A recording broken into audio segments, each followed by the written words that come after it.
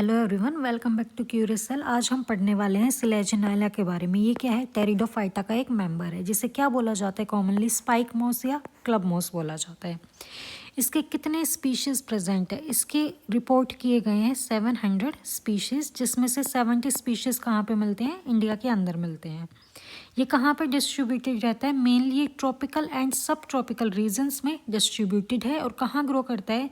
Damp and poorly illuminated forest floors के ऊपर मिलता है ये। इसके कुछ स्पीशीज टेम्परेट रीजन्स में भी मिलते हैं। और कहाँ पे ग्रो करते हैं? वो moist and shady hill sides पे ग्रो करते हैं।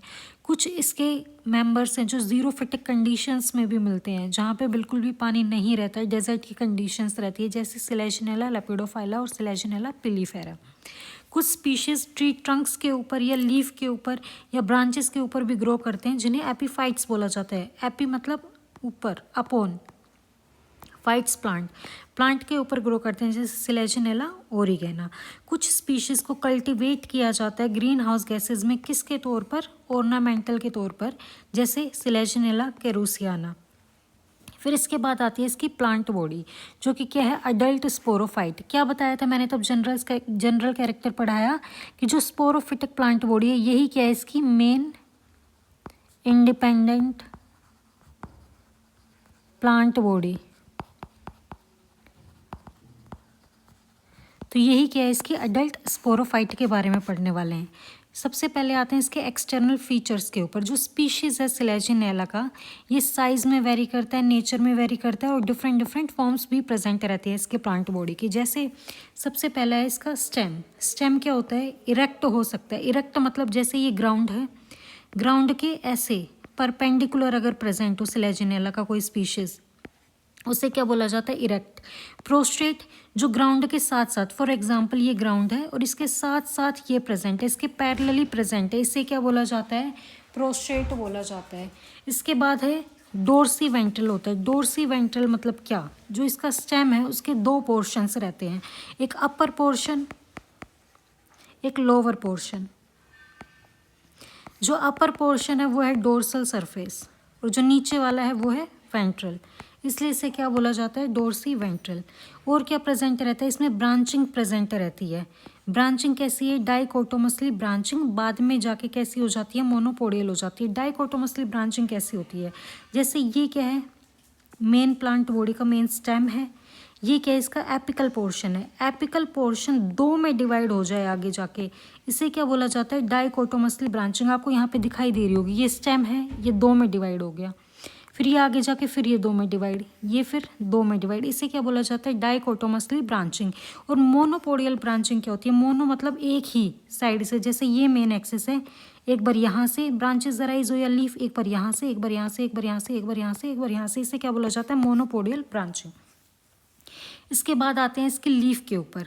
जो लीफ रहती है वो स्मॉल रहती है। स्मॉल मतलब माइक्रोफिलस लीफ है, सिंपल रहती है। ससाइल, ससाइल मतलब कोई भी पीटियोल प्रेजेंट नहीं रहता, डायरेक्ट कैसे? स्टेम से अटैच रहती है, इसलिए इसे क्या बोला जाता है? ससाइल। लैंसियोलेट, लेंस शेप की है इसलिए लैंसियोलेट। मिड ड्रिप प्रेजेंट होगी, और मिड ड्रिप के अंदर कोई भी ऐसे ब्रांचिंग प्रेजेंट नहीं है, तो सिंपल मिड ड्रिप प्रेजेंट है। लीफ कैसी होती है? थिन होती है, ग्रीन होती है, और डेलिकेट। डेलिकेट मतलब स्टेम से बहुत हल्के से अटैच रहती है। दो टाइप की लीफ होती है, होम्योफिलम और हेटेरोफाइलम। अगर एक ही टाइप की लीफ प्रेजेंट है तो उसे क्या बोलते हैं? होमोफाइलम या आइसोफिलस लीफ। अगर दो तरीके की लीफ प्रेजेंट है स्टेम के ऊपर, उसे क्या बोला जाता है? हेटेरोफाइलम या एनाइसोफिलस। फिर होता है लिग्यूल। जो लीफ रहती है उसके बेस के ऊपर एक टंग लाइक स्ट्रक्चर प्रेजेंट रहता है, जिसे क्या बोला जाता है? लिग्यूल बोला जाता है। और ये कहाँ पे प्रेजेंट रहेगा? लीफ के अडेक्सियल सरफेस पे। अडेक्सियल सरफेस मतलब कौन सा? ऊपर वाला सरफेस या डोर्सल सरफेस, वहाँ पे क्या प्रेजेंट रहता है? ये टंग शेप का लिग्यूल प्रेजेंट रहता है। इसके दो पार्ट रहते हैं, एक होता है ग्लोसोपोडियम, एक होती है बॉडी ऑफ लिग्यूल।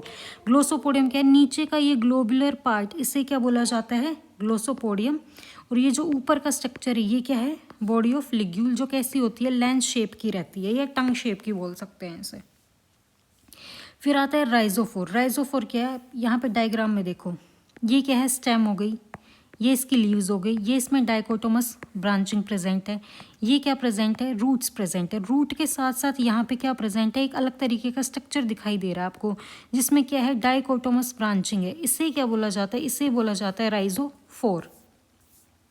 तो राइजोफोर कैसा लॉन्ग होता है, कलरलेस होता है, प्रोप लाइक स्ट्रक्चर है। और कहाँ से ओरिजिनेट होता है, जहाँ पे स्टेम में डाइकोटोमस ब्रांचिंग हो रही है उसके बेस से अराइज होता है ये राइजोफोर। ये कैसे है, पॉजिटिवली जियोट्रॉपिक। इसका मतलब क्या है, यहाँ पे क्या है, ग्रेविटी ग्राउंड है, तो ग्राउंड के साइड ग्रो करता है, इसलिए पॉजिटिवली जियोट्रॉपिक होता है। लीफ लेस स्ट्रक्चर, इसके ऊपर कोई भी लीफ प्रेजेंट नहीं रहती, ना ही रूट हेयर्स प्रेजेंट रहते हैं, ना ही रूट कैप प्रेजेंट रहती है। कैसे होता है, develop adventitious root at its terminal end. Terminal end के ऊपर क्या कर लेता है ये देखो एडवेंटिशियस रूट्स बना ली इसने।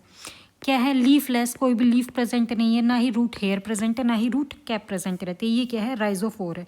फिर इसके बाद आता है रूट्स। रूट्स कैसी होती है, मेनली एडवेंटिशियस रूट्स होती हैं, और जो प्राइमरी रूट रहेगी वो शॉर्ट लीव रहेगी। ये मैं आपको जनरल कैरेक्टर्स में भी बता चुकी। और कैसी ब्रांचिंग होती है रूट के अंदर भी, डाइकोटोमसली ब्रांचिंग। तो थैंक यू सो मच, यही था आज का अपना टॉपिक, सिलेजिनेला के एक्सटर्नल फीचर्स।